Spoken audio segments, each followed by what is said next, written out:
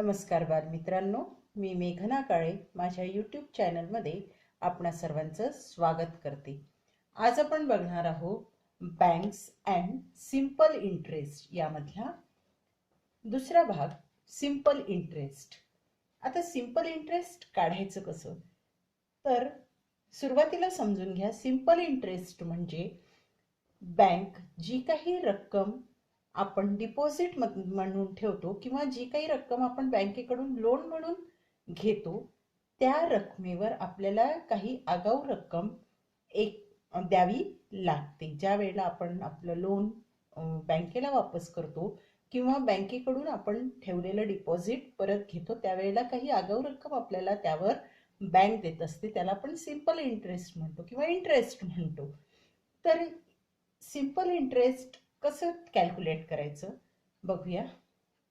Akash deposit ₹25,000 in a bank at a rate of 8% per annum. PCPA म्हणजे percent per annum, म्हणजेच 100 रुपयावर 8 रुपये प्रत्येक वर्षी याप्रमाणे आपल्याला बँक इंटरेस्ट देणार आहे 25,000 वर. म्हणजे 100च्या पटीत जेवढी आपली प्रिन्सिपल असेल किंवा मूळ रक्कम जी आपण डिपॉझिट करतो बँकेमध्ये त्या पटीत आपल्याला 100वर 8 रुपये याप्रमाणे एका वर्षासाठी बँक व्याज देणार आहे किंवा जी काही आगाऊ रक्कम देणार आहे तिला आपण इंटरेस्ट म्हणूया.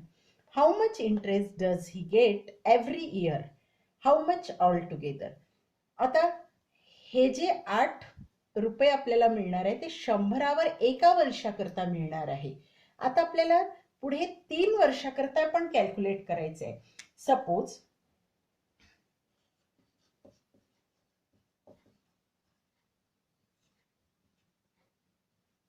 सपोज आकाश गेट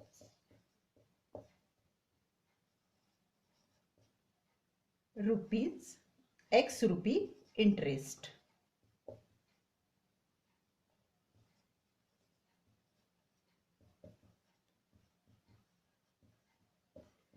आता आकाशला X रुपीज इंटरेस्ट मिळतात आहे 25,000 वर. आता आपण रेशो मांडून घेऊया.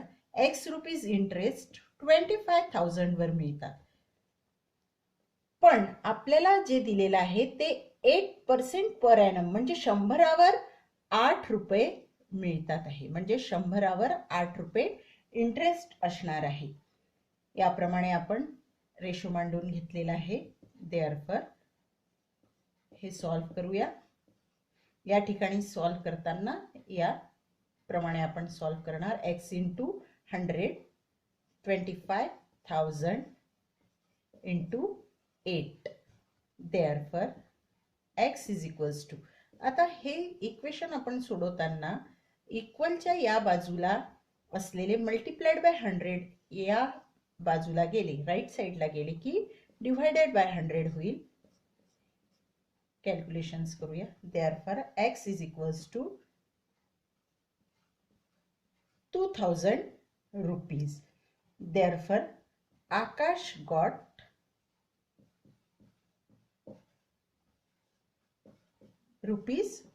₹2,000 इंटरेस्ट फॉर 1 इयर. आता हा जो आपल्याला इंटरेस्ट मिळाला आहे तो 1 इयर करता आहे. आता आपल्याला कॅल्क्युलेट करायचे 3 इयर्स करता. Therefore interest for 3 years.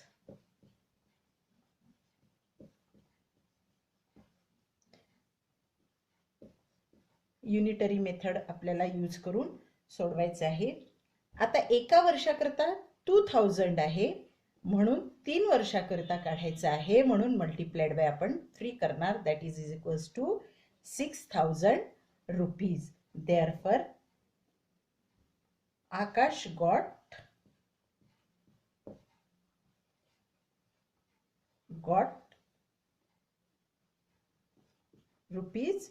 ₹6,000. आकाशला 6,000 रुपीज इंटरेस्ट मिळालेला आहे 25,000 वर. म्हणजे ज्या वेळेला 3 वर्षानंतर आकाश आपली अमाऊंट विड्रॉल करेल त्यावेळेला त्याला 25 प्लस 6000 असे त्याला 31,000 मिळतील. याप्रमाणे आपण इंटरेस्टचे गणित कॅल्क्युलेट करू शकतो, इंटरेस्ट काढू शकतो सिम्पली रेशो यूज करून. पण इंटरेस्ट काढण्याकरिता पण आपल्याला फॉर्म्युलीज आहेत. ही फॉर्म्युलीज कशी डिराईव्ह होते ते बघूया. आता आपल्याला माहिती आहे फॉर्म्युला डेरिव्हेशन बघूया इंटरेस्ट, सिंपल इंटरेस्टच्या.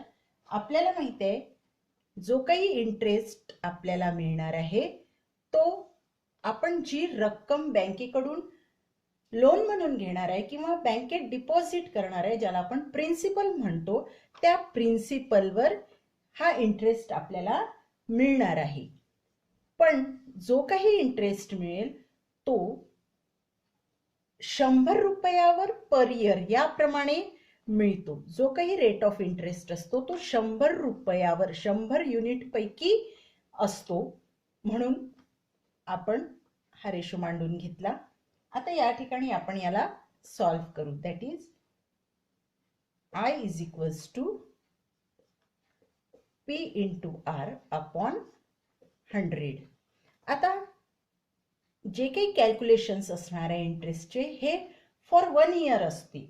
म्हणजेच इंटरेस्ट फॉर 1 इयर, टाइम आपण टी या लेटरनी दर्शवणार. Interest for 1 year is equals to P into R into T upon 100. आता हा जो इंटरेस्ट आहे हा आपला टोटल इंटरेस्ट आहे. टोटल इंटरेस्ट कितीही वर्षाकरता असू दे. सुरुवातीला आपण इथे आता एका वर्षाकरता घेतलेला आहे, ते पुढे आपण सॉल्व करू कितीही वर्षाकरता कसं करायचं. पण आता या ठिकाणी फॉर्म्युला डेरिव्हेशन मध्ये आपण एका वर्षाकरता इंटरेस्ट घेतलेला आहे. Interest into T that is means it is total interest. Therefore total interest is equals to principal into rate of interest into time upon 100.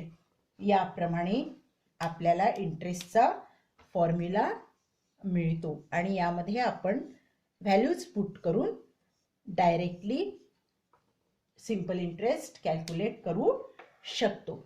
आता या इंटरेस्टच्याच एका फॉर्म्युल्यावरून आपण प्रिन्सिपल कॅल्क्युलेट करू शकतो. प्रत्येक वेळी आपल्याला इंटरेस्ट कॅल्क्युलेट करायला म्हणणार नाही, तर प्रिन्सिपल पण कॅल्क्युलेट करायला म्हणतील.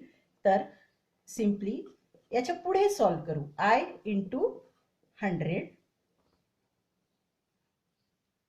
That is equals to P into R into T. आता आपल्याला फक्त प्रिन्सिपल काढायचं आहे, म्हणजे multiplied by rate of interest and time या बाजूला आणल्यानंतर डिवाइडेड बाय होणार I is equals to I into 100 upon R into T that is rate of interest into time that is equals to principal. म्हणजेच आपल्याला directly principal जर काढायचं असेल तर आपण याच फॉर्म्युलाला पुढे सॉल्व करून प्रिन्सिपल कशाप्रमाणे काढू तोही फॉर्म्युला डिराईव्ह केला. याचप्रमाणे आता समजा मला रेट ऑफ इंटरेस्ट काढायचा असेल तर I इंटू 100 अपॉन, आता रेट काढायचं आहे, प्रिन्सिपल दिला आहे म्हणजेच P into T that is principal into time. आता याचप्रमाणे आपण टाइम पण कॅल्क्युलेट करू शकतो. आपण टाइम करता पण नेक्स्ट फॉर्म्युला डिराईव्ह करू शकतो. Time is equals to interest into 100 upon principal into rate of interest. यावरून आपण इंटरेस्टचा पिरियड पण कॅल्क्युलेट करू शकतो. म्हणजे दिलेल्या एका फॉर्म्युल्यावरून आपण हे बाकी फॉर्म्युलीज पण डिराईव्ह करू शकतो. यामध्ये मग आता तुम्हाला रेशो किंवा रेशो प्रपोर्शन सॉल्व मांडून फर्दर सॉल्व करण्यापेक्षा डिरेक्टली फॉर्म्युलीज मध्ये व्हॅल्यूज टाकून आपण इंटरेस्टचे एक्झाम्पल सॉल्व करू शकतो. बघूया आपण एखादं example. Suppose principal is equals to 12,000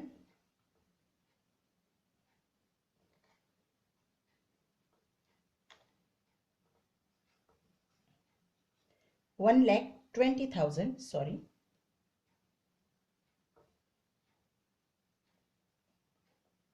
Rate of interest is equals to 8.5.